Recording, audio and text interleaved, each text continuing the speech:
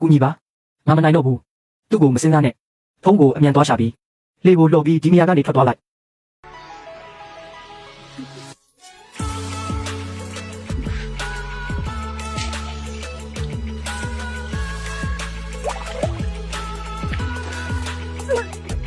ငါလူတယောက်ကိုတတ်ခဲ့တယ်ငါကလေးအတွက်ငါကလေးတော့အသက်ရှင်ရမယ်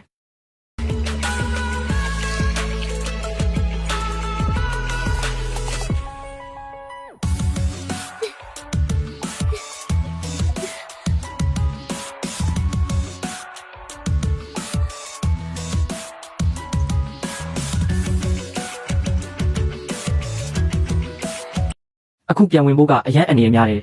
တခုတည်းသောလမ်းကတရုတ်တန်ရုံကိုသွားပြီးအကူအညီတောင်းဖို့ပဲ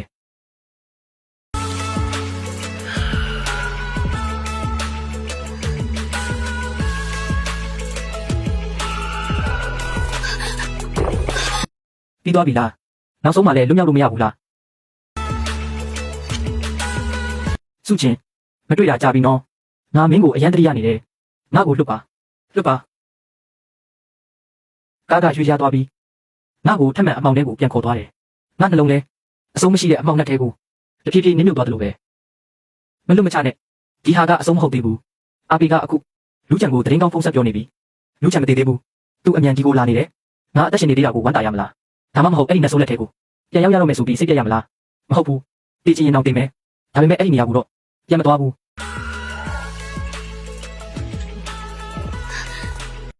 ခပ်ပြေးလေဘာလို့မပြေးတော့တာလဲမင်းကတွက်ချက်တတ်တယ်လို့ပြောခဲ့တာမဟုတ်လားကို့အဆုံးဒီလိုဖြစ်လာမယ်ဆိုတာတွက်နိုင်ခဲ့လားလူချန်ရောဘာလို့မလာသေးတာလဲအရန်ချစ်ဖို့ကောင်းတာပဲနော်မင်းလူချန်နမေကိုတော့မင်းလိုက်ပြောရသေးတာလားမင်းကြောင့်မဟုတ်ရင်ငါတို့ဒီထောင်ချောက်ထဲဝင်မိမလားငါတို့လူတွေ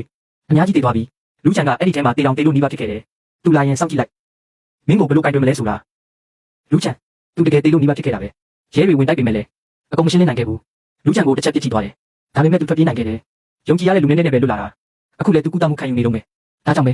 မင်းကိုအရန်လိုက်ရှာနေတယ်သူထင်တာကမင်းဟာသူ့ကိုထိခိုက်အောင်လုပ်တဲ့သူလည်းဖြစ်တယ်တစ်ဖက်မှာလည်း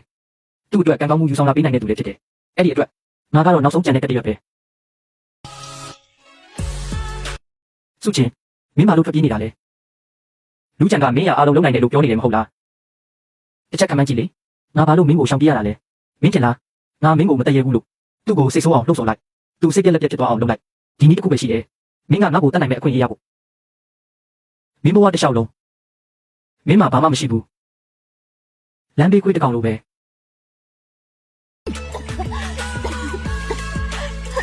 ပြန်လာပြီးငါ့ကိုကူညီပါမင်းကငါ့ကိုပြန်လဲအာဏာရစေနိုင်ရင်ငါကတိပေးတယ်မင်းကိုထပ်မထိခိုက်စေတော့ဘူးမင်းလိုချင်တာအကုန်ပေးမယ်ရွေးချယ်လိုက်ကောင်းပြီဒါပေမဲ့ငါမှတစ်ချက်လိုအပ်ချက်ရှိတယ်ဘာလိုအပ်ချက်လဲငါမင်းကိုသိစေချင်တယ်တီးလိုက်စမ်းမင်းမှာတနက်ရှိတာအံ့ဩနေသေးလားမင်းကလောင်းကစားကိုကြိုက်တဲ့သူမဟုတ်လားဒီနေ့တော့ငါတို့အကြီးဆုံးလောင်းကစားတစ်ခါကစားကြမယ်မင်းရဲ့အသက်နဲ့လောင်းကြမယ်မင်းကရဲကိုသတင်းပို့တာလားမဟုတ်ဘူးငါမပို့ဘူးဒါပေမဲ့တယောက်ကငါအစားပို့ပြီးသား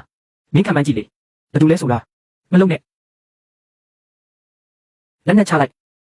လူချန်မင်းကိုဖမ်းလိုက်ပြီဟုတ်တာပဲမင်းမဲလားမင်းတို့အစကတည်းကအစီအစဉ်ချထားပြီးသားပဲနော်ဒါပေမဲ့လည်းမင်းမိုက်မဲလုံးတာမဟုတ်သေးဘူးလူချန်မင်းမသိချင်ဘူးလားဘသူကရဲကိုသတင်းပို့တာလဲငါလဲမင်းလူတွေငါ့ကိုဖမ်းတဲ့အချိန်မှာပဲငါလှုပ်ဝက်သတင်းပို့ဆက်လေးနဲ့အချက်ပို့ပြီးသားအဲ့ဒီဆက်လေးကိုရဲရရှိကြကငါ့ကိုပေးထားတာကြားနေပြီဘယ်ချိန်လဲသူပထမဆုံးငါတရားကိုကုသပေးတဲ့အချိန်တုန်းကပဲမဖြစ်နိုင်ဘူးဖီလာမှာလုံခြုံရေးအရင်တင်းကျပ်တယ်သူဘယ်လိုလုပ်နိုင်တာလဲမင်းကငါ့ကိုမိစ္ဆာလို့ထင်ပြီးလွတ်လပ်မှုအများကြီးပေးထားတာပဲမင်းရဲ့လူတွေလည်းငါ့ကိုကြောက်ကြတယ်ငါ့ကိုမစစ်ဆေးရကြဘူးအရင်လည်းမစောင့်ကြည့်ရကြဘူးဒါပဲငါတို့အခွင့်အရေးဖြစ်လာတာငါမင်းကိုမကောင်းမလုပ်ခဲ့ဘူးလားဘာလို့မင်းငါကိုတစ္ဆာဖောက်ရတာလဲမင်းငါကိုမကောင်းမလုပ်ဘူးလားဆိုတာလားမင်းငါနဲ့ငါကလေးကိုတေးလူမိဘဖြစ်စေခဲ့တာပဲမင်းကငါကိုတန်ဖိုးရှိတဲ့ကိရိယာတစ်ခုလိုပဲမြင်တာလူချန်နှလုံးမရှိတဲ့မင်းလိုလူမျိုးဒီလိုအဆုံးတက်ရတာတကယ်တန်လဲလက်နဲ့ချလိုက်အလျင်မြန်လက်နဲ့ချပြီးအခန်းခံလိုက်နားရဲ့စကလုံးထဲမှာလက်နဲ့ချက်ဆိုတဲ့စကားမရှိဘူးစုချင်းချစ်စရာကောင်းတဲ့မင်း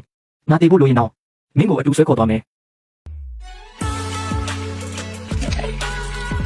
စုချင်းမင်းဘယ်လိုဖြစ်နေတယ်လဲငါတော့ကိုအချင်းတွေကလွတ်မြောက်လာတဲ့ငှက်လိုပဲခံစားရတယ်ငါနဲ့ငါကလေးနောက်ဆုံးတော့လွတ်လပ်သွားပြီ